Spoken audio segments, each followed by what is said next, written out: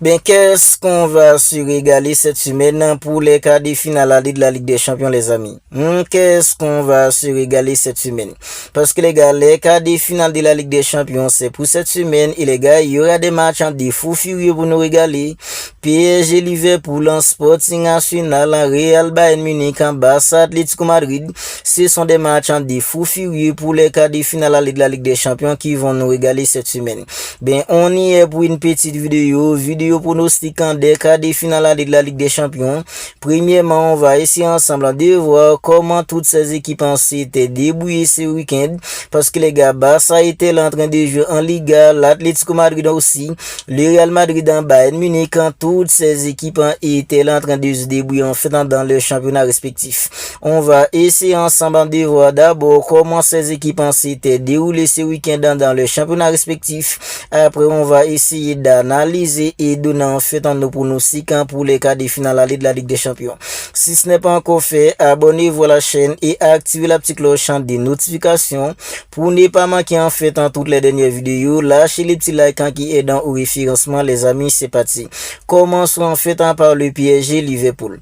PSG, depuis en fait en vendredi, le Paris Saint-Germain avait réussi à se défaire d'une équipe comme Toulouse en 3-1 en Ligue 1. Contrairement à une équipe en fait comme le Paris Saint-Germain qui a gagné, une équipe comme Liverpool a pris une raclée ce week-end contre une équipe comme Manchester City, quart de finale en fait en FA Cup. Grosse défaite de Liverpool en 4-0 en fait dans la défaite de Liverpool par Manchester City. Bien, tout ça prouve qu'une équipe comme Liverpool en Suisse sera pas une équipe en confiance qui va arriver contre une équipe comme le Paris Saint-Germain. Parce que les gars, le Paris Saint-Germain, la première partie de saison, c'était plutôt une équipe en coussa. C'était une équipe en fait en demi-teinte. Ben, depuis en fait dans les phases à élimination directe, on voit que cette équipe a commencé à retrouver ses repères. Et que quand cette équipe en retrouvant toutes ses repères, c'est tout simplement un rouleau compresseur. Oui, la façon dont cette équipe a explosé une équipe comme Chelsea en huitième de finale, ben contre une équipe comme Liverpool la saison dernière, c'est le Paris Saint-Germain qui avait éliminé une équipe comme Liverpool en huitième de finale de la Ligue des Champions. Oui, Liverpool peut être une équipe en revanche en fait en quart de finale cette saison contre une équipe comme le Paris Saint-Germain. Ben c'est trop compliqué pour Liverpool parce que les gars, ils font trop d'erreurs défensives. C'est une équipe en fait en que ce soit Konaté et Van Dijk, quand ils font trop d'erreurs en défense. Mais si c'est là les amis, en fait, il y a des mecs comme Frimpong qui est en fait incertain. Si Frimpong en fait il est pas là, Szoboszlai il ne sera pas au milieu, ce sera trop compliqué. Oui, Liverpool peut être une équipe en revanchard. Ben le Paris Saint-Germain c'est une équipe en rodé, un rouleau compresseur, un pressing constant, un milieu en fait adapté. Voilà pourquoi en fait je vois une équipe comme le Paris Saint-Germain gagner une équipe comme Liverpool à domicile en 3-1. 4-1 pardon. Je vois en fait une victoire de 4-1 d'une équipe comme le Paris Saint-Germain. Oui, même si en fait en Suisse sera pas facile parce que Liverpool les gars en fait c'est une équipe qui peut se transcender à n'importe quel moment. Mais les gars, vu la façon dont en fait ils sont pas du tout en confiance. Avec toutes les erreurs défensives qui font en fait un mec comme Konaté, Van Dijk à présent, ben je vois en fait dans le Paris Saint-Germain gagner une équipe comme Liverpool lors du match aller en fait je vois un 4-1 d'une équipe comme le Paris Saint-Germain. Vous n'hésitez pas à me dire en fait dans le vôtre dans les commentaires. Maintenant passons en fait à Sporting National. Alors si le match entre Sporting et Arsenal était en fait en novembre en décembre, je pense que les gars on serait tous d'accord pour dire que une équipe comme Arsenal allait exploser une équipe comme Sporting. Mais vous savez, pour l'instant, début des mois, une équipe comme Arsenal, c'est pas du tout une équipe en confiance. Ils sont pas rassurants depuis en fait dans des mois. C'est pas sans raison les gars, Stan, il est toujours en colère ces derniers temps. Parce qu'Arsenal en ne faut absolument rien. Ce week-end, une équipe comme Arsenal a affronté une équipe en fait comme Southampton en quart de finale FA Cup. Bien, Arsenal s'est fait éliminer par une équipe de deuxième division. Oui, Arsenal s'est fait éliminer ce week-end de l'an fait dans FA Cup contre une équipe comme Southampton, une équipe qui évolue en Championship. Arsenal c'est pas du tout rassurant. Ben ça les arrive en des gagnants fait en chute des corners. Ben on est tous d'accord que pour l'instant Arsenal c'est pas trop rassurant. Et une équipe en fait comme Sporting à domicile, c'est une équipe redoutable. Ils ont pas perdu depuis en fait dans je ne sais quand à domicile. Ils viennent de faire une remontada historique sur une équipe comme Bodo Glimt. Oui, Arsenal, c'est pas Bodo Glimt. Mais les gars, une équipe comme Sporting à domicile, c'est vraiment une équipe redoutable. Ils sont vraiment redoutables à domicile. Gros volume de jeu, grosse intensité, ambiance folle. Ça va être compliqué pour une équipe comme Arsenal. Bien, Arsenal, en fait, pour l'instant, c'est pas trop rassurant. Je vois pas Arsenal gagnant, en fait, en Sporting. Je vois plutôt, en fait, un match nul en 2-2 entre Arsenal et Sporting. Peut-être en fait, au retour, Arsenal en fait, pourra faire le boulot. Mais les gars, je vois pas Arsenal gagner à Sporting. Alors, ils ont pas perdu depuis en fait, je ne sais quand à domicile. Et les gars, quand on parle d'une équipe en fait, redoutable, une ambiance incroyable à domicile, ça, c'est une équipe en fait, comme Sporting. Je vois un match nul entre Arsenal et Sporting. Je vois un match nul entre Sporting et Arsenal. Je vois en fait, un 2-2. Maintenant, parlons en fait, du big match de la semaine. Parce que les gars, même s'il y a en fait, un PSG Liverpool, alors Barça Atlético, ben le big match c'est en fait un Real Bayern Munich. Oui, c'est le Real Madrid dans Bayern Munich qui est le big match de la semaine. Alors, je vois en fait beaucoup de gens disent que oui, le Real Madrid va se faire humilier contre une équipe comme le Bayern. Je me demande est-ce que ces gens n'ont pas appris, ces gens-là n'ont pas appris en fait la leçon contre une équipe comme Manchester City. Oui, je me demande est-ce qu'ils n'ont pas appris la leçon contre Manchester City.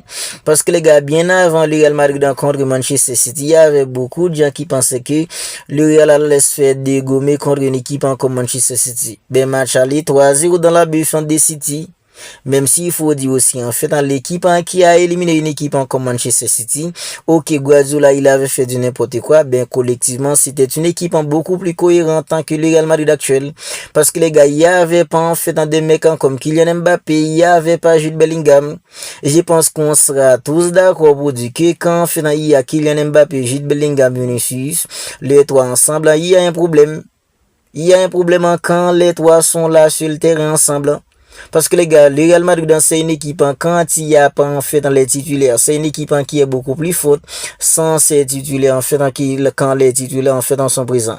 Quand il n'y a pas Jude Bellingham, il n'y a pas Kylian Mbappé, quand il y a en fait un Vini, des mecs en fait comme Valverde, des mecs en fait comme Brahim Diaz, Pitache au milieu, on voit que le Real Madrid est beaucoup plus fort. Parce que les gars, qui est le mec qui apporte l'équilibre au milieu du Real Madrid à présent? C'est Pitache. Il est là en fait pour organiser comme ça en fait en Valverde. Il est tout simplement libre. Il est un électron libre quand il y a Pitache qui organise. Valverde, il est libre pour se projeter vers l'avant. C'est comme ça qu'il a réussi à claquer en fait un triplé contre Manchester City lors du match aller. C'est Pitache qui crée l'équilibre au milieu du Real Madrid maintenant. Bien, avec le retour en fait dans des jeux de Bellingham, est-ce qu'en fait un Pitache sera titulaire? Même si je pense que les gars suisses serait une grosse erreur de la part en fait dans Diabelora de ne pas titulariser Pitache parce que les gars Pitache c'est lui qui apporte l'équilibre qu'avait besoin le Real Madrid. Oui, le Bayern Munich c'est une équipe redoutable en cette saison parce que les gars quand on parle d'un pressing étouffant, ça c'est le Bayern Munich.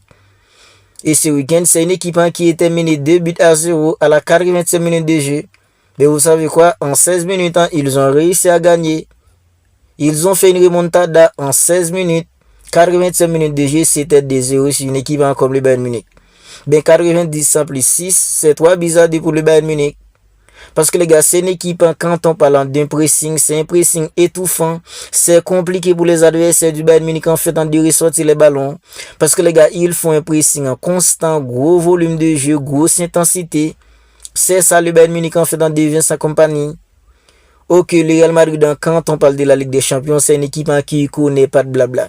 Oui, l'équipe en face est plus forte. Oui, l'équipe en face a des joueurs incroyables. Le Real Madrid n'a rien à foutre. On est tous d'accord là-dessus. Parce que les gars, quand il s'agit du Real Madrid en Ligue des Champions, cette équipe ne connaît pas de blabla.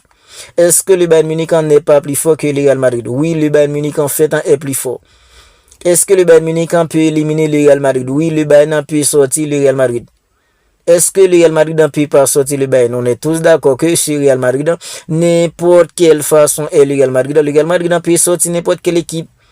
Parce que quand on parle de la Ligue des Champions, on dirait que les gars, il y a une chose mystique avec cette équipe du Real Madrid. Voilà.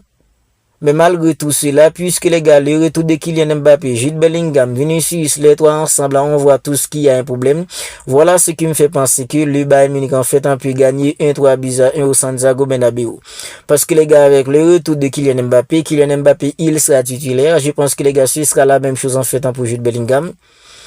Il y aura pas en fait dans la cohérence qu'il y avait avec l'absence de Mbappé et Jude Bellingham. Voilà pourquoi en fait, je pense que les gars, je vois une équipe comme le Bayern Munich gagne le match aller 3-1. Maintenant, parlons en fait du Barça Atlético Madrid. Barça Atlético Madrid dans le Barça vient de se défaire d'une équipe comme l'Atlético Madrid dans ce week-end en 2-1. Ok, le Barça devait gagner pour passer à cette longueur d'avance sur le Real Madrid. Parce que les gars, un peu plus tôt de la journée, le Real Madrid avait perdu contre une équipe comme Mallorca. Le Barça a gagné. Mais vous savez quoi? L'Atlético Madrid qu'on a vu contre le Barça ce samedi, ce sera pas le même Atlético Madrid. Parce que les gars, c'est pas sans raison. Cholo Simeone, il avait décidé de laisser des mecs en fait comme Lookman. Alvarez, il avait laissé ces 2 jours en fait extrêmement important au frigo. Parce que Simeone, il en a rien à battre de la Liga à présent. Il est déjà en fait qualifié parce que les gars, il est déjà assuré qu'il va terminer 4e. Il est déjà qualifié pour la Supercopa en 2027. Supercopa qui se déroulera en Arabie Saoudite. Cholo, il en a rien à battre de la Liga. Il voulait pas perdre contre le Barça. Il a mis en fait une équipe remaniée contre le Barça mercredi. Ce sera en fait un Atlético Madrid déterminé. Il y aura du Lookman, il y aura en fait du Julián Alvarez. Mais je pense pas que l'Atlético Madrid va venir s'ouvrir. Parce que les gars, le Barça sera à domicile. Ce sera une équipe comme le Barça d'emballer le match pour faire un bon résultat et prendre une option hyper sérieuse pour le match retour. L'Atlético Madrid, je pense que les gars, Cholo Simeone, il va venir en fait rester bas et essayer en fait de jouer dans les dos de la défense du Barça. Cholo, il va pas venir s'ouvrir, il va venir essayer en fait d'obtenir un résultat plutôt en fait cohérent pour s'assurer en fait pour le match retour, pour être beaucoup plus confortable pour le match retour. Voilà pourquoi en fait le Barça doit être une équipe constante. Parce que les gars, samedi, en premier mi-temps, il y a en fait plusieurs séquences de jeu où on a vu le Barça était à la ramasse parce que les gars, le pressing n'était pas en marche, le pressing n'était pas cohérent. Et vu le style de jeu d'une équipe comme le Barça, si le pressing en fait n'est pas en marche, ben le Barça va se faire prendre dans le dos. Et c'est comme ça en fait Giuliano Simeone avait réussi à ouvrir le score samedi. C'était un long ballon de Clément Lenglet. Pourquoi Clément Lenglet il était à l'aise pour faire des longs ballons comme ça? C'est justement les gars, il était pas harcelé. Il était pas harcelé en fait par le pressing d'une équipe comme le Barça. Voilà pourquoi en fait dans l'absence de Rafinha, ça va être tout simplement peser lourd. Ça va peser lourd. L'absence de Rafinha, ça va peser lourd. Parce que les gars, quand Rafinha est là, il harcèle tout le temps en fait dans le porteur du ballon. Mais je pense que les gars, le Barça sera à domicile. Je vois tout de même le Barça gagner en fait en 3-1. Parce que les gars, peu importe quelle manière l'Atlético Madrid réussira à marquer. On est tous d'accord là-dessus. L'Atlético Madrid réussira à marquer par n'importe quel moyen. Mais je vois tout de même le Barça gagner en fait en 3-1 et prend une option hyper sérieuse pour le match retour à Wanda Metropolitano. Alors, entre Liverpool et le Paris Saint-Germain, je vois en fait le Paris Saint-Germain gagner 4-1. Même si Liverpool en fait ce sera une équipe en revanchard, mais Liverpool, il y a trop de problèmes, il y a trop de complications. Je vois le Paris Saint-Germain faire d'une équipe comme Liverpool 3-1. Sporting Arsenal, même si Arsenal en fait c'est une équipe en fait qui aspire gros cette saison, mais Sporting c'est une équipe redoutable à domicile, une équipe en fait qui n'a pas perdu depuis je ne sais quand à domicile. Je vois une équipe comme Arsenal se fait accrocher à Sporting. Je vois un score 2-2 entre Arsenal Sporting, entre le Bayern Munich et alors le Real Madrid en Bayern Munich. Même si le Real Madrid en fait cette équipe en Ligue des Champions, c'est une équipe qui connaît pas de blabla. Je vois tout de même une équipe comme le Bayern Munich en gagnant en fait en 3-1 au Santiago Bernabéu et c'est le même score entre le Barça et l'Atlético Madrid en faveur du Barça. Si ce n'est pas encore fait, abonnez-vous à la chaîne, activez la petite cloche des notifications pour ne pas manquer en fait toutes les dernières vidéos. Lâchez les petits likes qui aident au référencement. D'ici là les amis, je vous dis prends bien soin de vous et on se capte bientôt pour une autre vidéo.